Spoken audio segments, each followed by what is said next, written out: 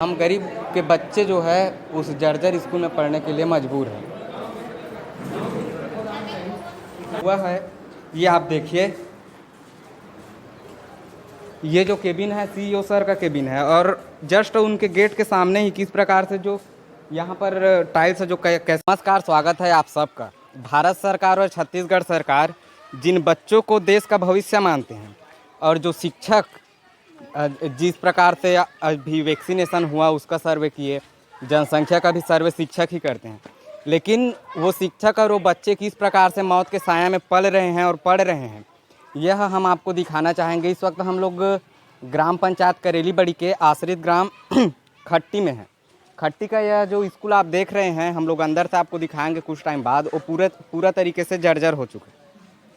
और जो यहाँ के प्रशासनिक अधिकारी है, जो मतलब उच्च अधिकारी है शिक्षा विभाग के लोकल, उन लोगों ने भी इसको मतलब जर्जर घोषित कर चुका है, लेकिन उसके बावजूद भी यहाँ के बच्चे पढ़ने के लिए और शिक्षक पढ़ाने के लिए मजबूर है, क्योंकि यहाँ पर किसी भी प्रकार से अभी तक एक्स्ट्रा क्लास का निर्माण मतलब अतिरिक्त कक्षा का निर्माण नहीं किया गया है। तो अंदर जाकर हम आपको दिखाना चाहेंगे और यहाँ के जो अभी सर हैं उनसे भी हम जानना चाहेंगे कि इन सब को लेकर उनकी क्या प्रतिक्रिया है। तो ये आप ऊपर देख सकते हैं सीलिंग में कि किस प्रकार से जो उसका जो राड लगा हुआ है ऊपर, वो पूरा राड दिखाई दे रहा है और इधर दीवालों में भी पूरा दरार पड़ चुका है और इधर भी राड दिखाई दे रहा है। कुछ कुछ जगहों पर मैं दिखाना चाहूँगा, चारों तरफ कैमरामैन दिखाइएगा कि ये जो पूरा मतलब दीवार है पूरा जर्जर हो चुका है।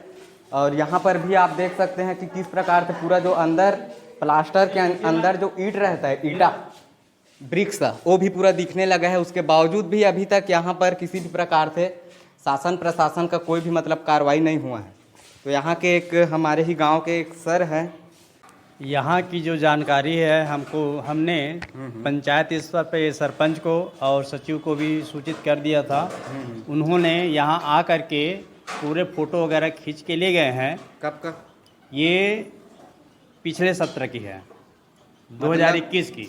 हाँ 2021 की है। क्योंकि हम लोगों ने कोरोना काल में ये सामुदायिक भवन है, रोड के उस पार है, तालाब के किनारे, वहाँ लगा रहा था।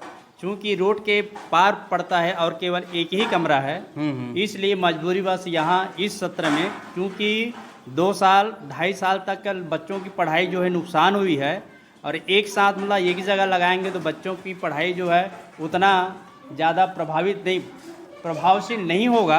इसलिए मजबूरी बस यहाँ लगाना पड़ रहा है। क्योंकि ये पूरा जो छज्जा है, छज्जा जो है कई जगह जो है प्लास्टर गिर गया था, कई जगह राड दिखाई दे रहा है। हम लोगों ने यहाँ शाला प्रबंध समिति के सदस्यों को भी, शाला प्रबंध समिति के अध्यक्षों को भी सूचित कर दिया है। साथ ही यहाँ की जो फाइल है, यहाँ की फ़ोटो है, पूरा डीओ तक पहुँच चुका है, जिला पंचायत में पहुँच चुका है, लेकिन अभी तक की यहाँ की कोई कार्रवाई नहीं हो रही है। तो अब आगे आप मतलब कौन सा कदम उठाना चाहेंगे? क्योंकि ये जो बिल्डिंग है अगर कभी गिर जाता है जी तो इससे जो यहाँ बच्चे पढ़ रहे हैं उन सब का मतलब अगर कुछ हो जाता है, भगवान ना करे दुर्घटना ऐसे हो जाता है जी तो उन सब चीज़ों की जिम्मेदारी आप किसको देना चाहेंगे, किसको सौंपना चाहेंगे? हम लोगों ने शाला प्रबंध समिति के सदस्यों को और पालकों को यहाँ आकर के बुलाए थे और दिखाया था कि आप लोगों को मतलब बताइए, विचार रखिए कि हम बच्चों को कहाँ बिठाएं। केवल एक ही रूम है और वो प्रधान पाठक कक्षा जो है उसमें अभी एक कक्षा को लगाया जा रहा है। देखा ना मैंने भी। हाँ, लेकिन जगह के अभाव की वजह से मजबूरीवश शिक्षकों को यह कदम उठाना पड़ रहा है। यदि विभाग से शासन स्तर पे, प्रशासन स्तर पे यदि इसकी उचित व्यवस्था यदि करता है तो हम लोग जहाँ भी लगाने के लिए कहेंगे हम लोग वहाँ पर तैयार हैं। तो जिस प्रकार से सर ने बताया कि किस प्रकार से वो मजबूर है यहाँ पर बच्चों को पढ़ाने के लिए, हम इस मुद्दे को लेकर अभी जो जनपद सीईओ सर हैं उनके पास भी जाएंगे और जो उस टाइम बीओ थे कुछ टाइम पहले दयाराम साहू जी, उसके पास भी जाएंगे और जिला पंचायत सदस्य है उनके पास भी जाएंगे। तो आप वीडियो में लास्ट तक जरूर जुड़े रहिए। धन्यवाद। ऐसी इच्छा मैंने पद छोड़ दिया है, फिर भी मैं यही कहना चाहूँगा कि वहाँ जो भी प्रकार की स्कूल की समस्या है तो उनको त्वरित निराकरण होना चाहिए। और मैं जब पद में था तो वहाँ से मैंने प्राक्कलन लाने के लिए बोल दिया था, सचिव साहब और आए थे वहाँ के जो जनप्रतिनिधि उनको कि आप लोग प्राक्कलन भेजिएगा, तुरंत इसके लिए हम कार्यवाही कराएंगे और स्कूल की व्यवस्था कराएंगे, ऐसा मैं कहा था। और इस तरह से तो त्वरित वो लोग कार्यवाही भेजे होना थे कि चाहिए। नहीं भेजे थे सर? उस समय तक तो नहीं भेज पाए। नहीं भेजे थे। एक भवन बने स्कूल के लिए, उसमें 350 बच्चे पढ़ाई भी करते हैं और वो जो भवन है पूरा जर्जर हो चुका है। जो भ्रष्टाचारी करेगा उसके साथ। तो नमस्कार, इस वक्त हम लोग जनपद पंचायत मगरलोड में हैं। तहसीलदार सर से तो मुलाकात नहीं हो पाया क्योंकि वो धमतरी कुछ काम से गए हुए हैं। अब जो कुछ मुद्दे हैं उन पर हम लोग चर्चा करने के लिए आए हैं, लेकिन उससे पहले आपको एक और वीडियो मैं दिखाना चाहूँगा कि यहाँ जनपद सीईओ सर बैठते हैं, जनपद अध्यक्ष, उपाध्यक्ष, सचिव सब आते हैं, लेकिन यहाँ किस प्रकार से इंजीनियरों के द्वारा भ्रष्टाचार हुआ है ये आप देखिए। ये जो केबिन है सीईओ सर का केबिन है और जस्ट उनके गेट के सामने ही किस प्रकार से जो यहाँ पर टाइल्स है जो कैसे जर्जर हो गया, लेकिन इस बात को लोग आगे नहीं पहुँचा सकते। तो हम इनसे क्या उम्मीद करेंगे कि जो स्कूल हाल में जर्जर हुआ है उन पर ये लोग संज्ञान ले सकते हैं। जनपद अध्यक्ष जो मैम हैं उनसे हम लोगों का पहले से ही मतलब हम लोगों ने बात कर लिया है कि आपका इंटरव्यू लेना है, लेकिन वो हाँ बोलने के बाद भी कहीं मीटिंग में चली गई, तो हम लोग डायरेक्ट वहीं जाएंगे जहाँ उनका मीटिंग चल रहा है। अध्यक्ष मैडम कति यहाँ बैठेगा?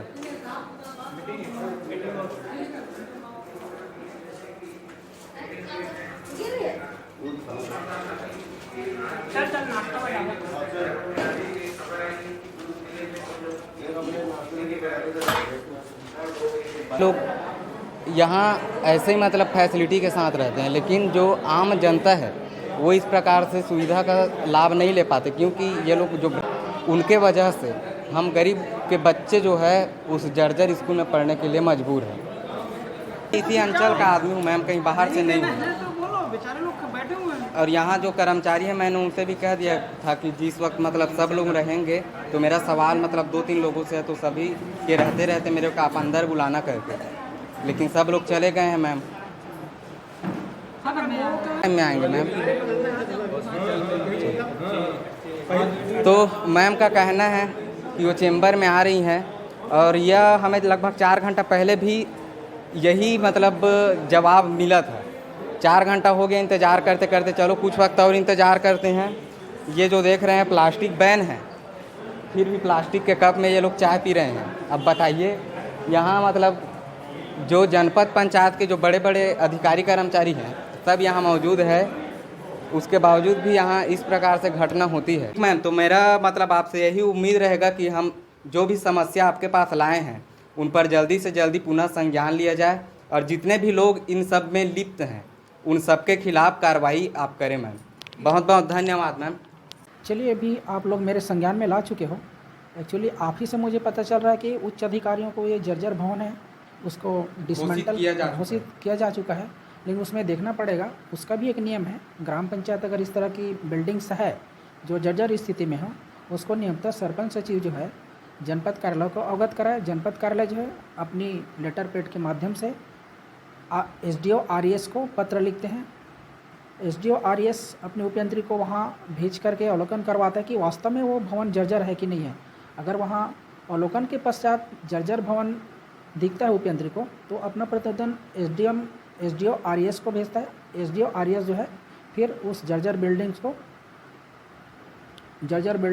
मतलब पुनर्निर्माण किया जाता है, नहीं, डिसमेंटल के लिए आदेश देता है। अगर इस तरह की प्रकरण है तो उसको भी अपन देख लेंगे, और अगर उनने जारी कर दिया होगा SDM साहब ने, तो यहाँ से भी अपन जनपद से सरपंच ग्राम पंचायत सचिव को पत्र जारी कर देंगे कि शीघ्र वो उस बिल्डिंग को समाप्त करें। मुझे कहीं आसपास के लोगों ने बताया है, लेकिन वहाँ के टीचर लोग और वहाँ के लोग शाला समिति वाले लोग नहीं बताए हैं। लेकिन मैं अपने स्तर से बात की हूँ कि वहाँ क्लास न लगाए, तो वहाँ के टीचर अभी नहीं बना है तब तक मैं अपने जिम्मेदारी में लगा रहा हूँ। उसके बाद किसी भवन को देखेंगे, जब तक नहीं बनेगा तब तक करके बोले हैं। वैसे कोई बता रहे थे, एक करेली का है जो बता रहे थे, तो और अभी उसके लिए मैं बोल रही थी और उसका लेटर भी बना चुकी हूँ। मैं आगे उसको प्रेषित करूँगी, अपनी सरकार को बताऊँगी।